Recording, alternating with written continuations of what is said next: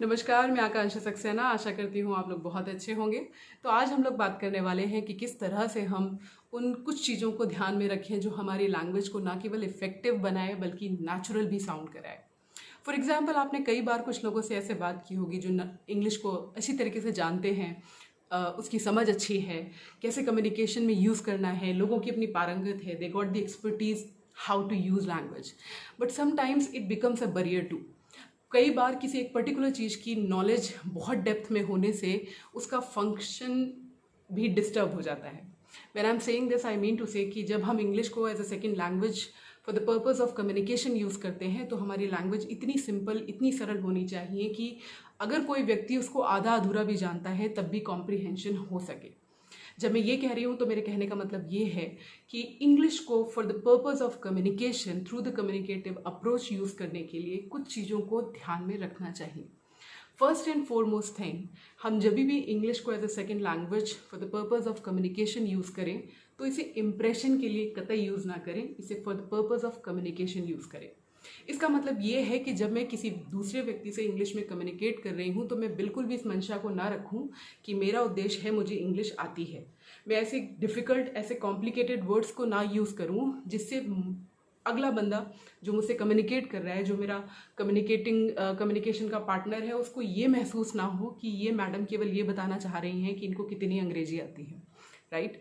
तो जब भी for the purpose of communication हम इंग्लिश को यूज़ करें तो हम ध्यान रखें कि हमारे सेंटेंसेस बहुत सिंपल हों, शॉर्ट हो और अपनी बात डायरेक्टली पहुंचाते हों। बहुत ज़्यादा फ्लावरिश लैंग्वेज को यूज़ करके हम केवल और केवल कम्युनिकेशन के प्रोसेस को डिफ़िकल्ट बनाते हैं, क्योंकि इस बात की कोई गारंटी नहीं है कि मेरे द्वारा यूज़ किया गया एक कॉम्प्लिकेटेड वर्ड, एक डिफ़िकल्ट वर्ड, एक ऐसा वर्ड जो जनरली हमारी डे टू डे लाइफ में नहीं यूज़ होता, वो दूसरे व्यक्ति को पता है या नहीं पता है। तो फॉर एग्ज़ाम्पल, अगर मैं किसी से कहती हूँ you are a cheap personality, right, तो अगर किसी को केवल ये पता है कि चीप का मतलब घटिया होता है, तुम्हारी पर्सनैलिटी घटिया है, राइट। तो हर वर्ड के अपने रेफरेंशियल मीनिंग्स होते हैं। तो हम जब भी इंग्लिश में कम्युनिकेशन की बात कर रहे हैं तो हम ध्यान रखें, हम हमेशा उन वर्ड्स को यूज़ करें जो डे टू डे लाइफ में, रोज़मर्रा की ज़िंदगी में आराम से यूज़ किए जाते हैं। एक कॉमन लेवल पे उनकी अंडरस्टैंडिंग अच्छी है, लोग उनको यूज़ करते हैं और लोग उनका मतलब समझते हैं। तो बहुत ज़्यादा कॉम्प्लिकेटेड वर्ड, बहुत ऐसे वर्ड जो हम डे टू डे लाइफ में नहीं यूज़ करते, उनको यूज़ करने का कोई मतलब नहीं है, क्योंकि वो केवल और केवल इम्प्रेशन दिखाने के लिए होते हैं। कम्युनिकेशन में वो हमेशा एक बैरियर की तरह आते हैं। First thing. सेकेंड थिंग कि जब भी हम इंग्लिश में कम्युनिकेट करें, मैं पहले भी अपनी वीडियोज़ में इस के बारे में बात कर चुकी हूँ कि हमें एंग्शियस नहीं होना है। एंग्शियस होने का मतलब ये है कि मैं हमेशा इस चीज़ से डरूं कि कहीं मुझसे कोई गलती ना हो जाए, क्योंकि यही वो सबसे बड़ा प्रॉब्लम है जो हमें इंग्लिश बोलने से रोकता है। हम हमेशा ये कहते हैं कि हमें समझ तो बहुत अच्छी आती है, लेकिन when it comes to communicating, that time it becomes a problem. तो सोचिए, जब एक लैंग्वेज का अंडरस्टैंडिंग अच्छा है, कॉम्प्रिहेंशन अच्छा है, तो डिलीवरिंग में ही क्या दिक्कत है? दिक्कत है सोच में, क्योंकि हम गलती करने से डरते हैं। हम डरते हैं अपनी इमेज खराब होने से। हमको लगता है अगर हमने इस एम आर की गलती कर दी तो दूसरा क्या सोचेगा, बताइए, ये तो मैडम है, ये गलती कर रही हैं, right. But it is all natural, right. क्योंकि जब हम कम्युनिकेशन के पॉइंट ऑफ व्यू से एक लैंग्वेज को यूज़ कर रहे हैं, चंक्स ऑफ लैंग्वेज को यूज़ कर रहे हैं, तो अगर आप एक दो गलतियाँ करते भी हैं, प्रोवाइडेड आपका मैसेज बहुत क्लियर है, आप जिससे बात कर रहे हैं वो आपकी बात को समझ रहा है, इट इज़ कम्प्लीटली ओके। एक छोटा सा आपको एग्जाम्पल देती हूँ, इसको अदरवाइज नहीं लेंगे। आप देखिए, जो लोग ड्रिंक करते हैं, ड्रिंक करने के बाद अक्सर, I am talking about people who are from like lower middle class और the upper middle class, people generally do talk in English after taking drinks, right. अब इसके दो रीज़न होते हैं। पहला रीज़न ये कि वो ये बताना चाहते हैं कि वो काम जो वो अपने पूरे होशो हवास में मुश्किल समझते हैं, वो पीने के बाद भी कर सकते हैं। इसका मतलब वो अपने पूरे सेंसेस में है, they just want to prove कि वो आउट ऑफ कंट्रोल नहीं हुए हैं। और दूसरी चीज़ ये कि जब वो ड्रिंक करते हैं तो एक साइकोलॉजी है कि लोग कहेंगे तो पिया हुआ है, मतलब he is not in his control, right. तो उस आड़ में अगर मैं दो चार गलतियाँ करूँगा भी तो वो चलेगा, राइट। वरना ऐसा क्या कारण है कि वही व्यक्ति जब नॉर्मल कम्युनिकेशन करें तो इंग्लिश बोलने से कतराएगा, लेकिन after drinking, after taking 2-3 drinks, he will communicate in English. And I think it is a well known fact, people who have seen it they can connect better, right? क्योंकि उस वक्त उनको डर नहीं होता, वो डरते नहीं कि मुझसे कोई गलती हो जाएगी, क्योंकि उनको लगता है कि लोग अभी मेरी इस सिचुएशन को एक्सेप्ट करते हैं कि मैं इस सिचुएशन में कोई भी गलती कर सकता हूँ। तो उन्हें जब कोई डर नहीं है तो उनको जो आता है बहुत अच्छा आता है, and they just deliver it. This is only reason that they don't feel hesitate. और कहते हैं ना, हम कि पीने के बाद ज़्यादा इंग्लिश निकलती है, राइट? तो जिन लोगों ने ऐसा कभी भी महसूस किया होगा वो मेरी बात को रिलेट कर पा रहे होंगे, मेरे एग्जाम्पल को रिलेट कर पा रहे होंगे।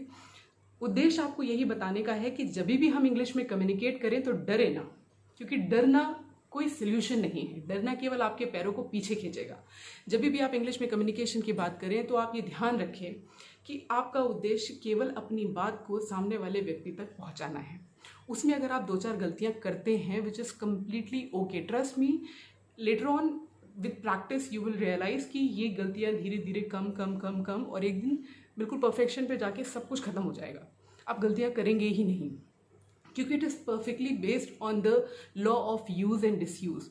मोर you will use the vocabulary, more you will use the language, you will tend to make lesser mistakes, right? तो अपनी एंग्जाइटी को ट्रीट करें, आप डरे ना, गलतियों को करने से बिल्कुल ना डरें, क्योंकि जब तक गलतियां नहीं करेंगे तब तक आप सीखेंगे नहीं। और अपनी एक्सेप्टेंस को बढ़ाने के लिए अपने आप को रोके ना। अगर आप 2-4 गलतियां करके अपने मैसेज को कन्वे करने में सक्सेसफुल हो जाते हैं तो वो अपने आप में एक सक्सेस है, राइट? और धीरे धीरे ये गलतियां अपने आप कम हो जाएंगी। तो सबसे पहली चीज़, हम लैंग्वेज को इम्प्रेशन के लिए ना बोलें, for the purpose of communication बोलें। दूसरी चीज़, हम फ्लावरिश लैंग्वेज यूज़ ना करें। व्हेन आई से फ्लावरिश लैंग्वेज, आई मीन टू से जब एक पर्टिकुलर मीनिंग को कन्वे करने के लिए मैं एक उस सिंपल वर्ड का यूज़ कर सकती हूँ जो डे टू डे लाइफ में ऑलमोस्ट सब लोग जानते हैं। तो देयर इज़ नो नीड कि मैं एक डिफ़िकल्ट वर्ड को रिप्लेस करके वो बोलूँ, केवल फॉर द पर्पज़ कि लोगों को ये लगे कि मैडम को बहुत आता है। I hope you are getting my point. तो कम्युनिकेशन के पॉइंट पर जब हम बात करते हैं, अगर आप चाहते हैं ये नेचुरल दिखे तो आपको इन चीज़ों का ध्यान रखना पड़ेगा। इम्प्रेशन के लिए मत बोलिए, हमेशा सिंपल शॉर्ट सेंटेंसेस का यूज़ करें और कोशिश करें पॉजिटिव सेंटेंसेस का यूज़ करें। अगर आप कभी नेगेटिव मैसेज भी देना चाहते हैं तो उसको भी पॉजिटिविटी के फॉर्म में दें। तो ये 2 चीज़ें। और तीसरी चीज़, आप डरे ना। डरे ना मिस्टेक करने से, डरे ना कि आपकी इमेज खराब हो जाएगी, क्योंकि अगर आप नहीं बोलेंगे इमेज तो वैसे भी खराब है, राइट? तो क्यों ना ट्राई किया जाए। जब आपको समझ आता है तो डिलीवर करने में क्या दिक्कत है? कोई दिक्कत नहीं है। 3 things. The 4th thing is use your gestures. जब मैं जेस्चर्स की बात कर रही हूँ तो हमारी लैंग्वेज में 80% रोल हमारे जेस्चर्स का होता है। जेस्चर्स का मतलब, अगर मैं जो कह रही हूँ, मेरे हाव भाव भाव भंगिमा, वो सब कुछ श्रिंकनाइज कर रहे हैं मेरे बात के साथ। अगर मैं बोल रही हूँ सिट डाउन, राइट, तो हो सकता है मैं जिन बच्चों के साथ बात कर रही हूँ या मैं जिसके भी साथ बात कर रही हूँ वो सिट डाउन का मतलब नहीं समझता, लेकिन the moment I will say sit down तो ये कुछ ऐसा बता रहा है कि बैठने की बात हो रही है। Go and open the door, go and open the door, तो ये बता रहा है कि मैडम कुछ कहना चाह रही है कि जाइए और दरवाज़ा खोलिए, राइट? तो ये हम क्लासरूम सिचुएशन में बहुत यूज़ करते हैं और आप डे टू डे लाइफ में भी देखेंगे। जब अपने घर में अपने घर के लोगों से कम्युनिकेट करें, अपने कलीग्स के साथ कम्युनिकेट करें, तो अपने जेस्चर्स को पूरी तरीके से यूज़ करें। Kinesthetic way of learning is a wonderful way of learning. When I say kinesthetic, I mean to say that when you use your body as a means of communication, right? When you use the kinesthetic to learn to express, वो आपकी भाषा को बहुत impressive और बहुत effective बनाते हैं, right? तो इसका ध्यान रखें। जेस्चर्स का रोल बहुत है, जिसे हम बॉडी लैंग्वेज भी कई बार कहते हैं। आपकी आंखें, आपका कनेक्शन, आप किस तरह से बात कर रहे हैं, आप किस तरह से अपनी लैंग्वेज के थ्रू अपने इमोशंस को श्रिंकनाइज कर रहे हैं। So the next point is feel what you से। तो जब भी अगर आपको ये बताना है कि मैं एक नेचुरल स्पीकर हूँ, मैं इंग्लिश को सच में केवल एक लैंग्वेज की तरह यूज़ करना चाहता हूँ अपनी बात को दूसरे व्यक्ति तक रखने के लिए, तो आप कोशिश करें, आप जो भाव प्रकट करना चाहते हैं वो आप फील करें। For example, I really don't know how to communicate on this. जब आप ये बोलें तो वो दिखना चाहिए, आप उसे फील करें, वो फेक ना शो हो, वो आर्टिफिशियल ना दिखे, राइट? तो क्योंकि मैंने केवल सिंपैथी जैसा एक वर्ड सीखा है इंग्लिश में और मुझे इसको यूज़ करना है, I know, I can understand, ये तो हो जाता है। तो आपके अगर आपके जेस्चर्स, आपके इमोशंस अगर आपके वर्ड के साथ श्रिंकनाइज नहीं हो रहे हैं, तो वो लैंग्वेज केवल और केवल इम्प्रेशन के लिए है, कम्युनिकेशन के लिए नहीं है। I hope the message is very clear. So this was all about how you can make your language more impressive, effective and communicative, and how you can look more realistic and more natural with the language you are using. First of all, don't use the language for the purpose of impression, just use it for the purpose of communication. Do not use flowery language or difficult or complicated vocabulary to show that how elite you are with the language. No, because we are using language for the purpose of communication, not for the purpose of making impression on the other people. Then do not fear to make mistakes, right? If you want to communicate in English and if you are a beginner, you may end up making few mistakes, which is completely okay. Completely okay till the time you are able to communicate the message you wish to, right? And then you make sure you always use your body gesture, your facial gestures to communicate the words you are using, and then shrinkanize your emotion with the words you are going to use to communicate in English as a second language. I hope this is going to help you. तो next time आप जब भी किसी से बात करें तो आप ये महसूस करें कि आप कितने ओरिजिनल हो सकते हैं, क्योंकि originality is something that will help you through out your life. Artificial चीज़ें 5 शब्दों को रट के और फिर उसको इंटेंशनली यूज़ करना आपको कभी भी प्रैक्टिकल नहीं बनाता, आपको लॉन्ग टर्म में हेल्प नहीं करता।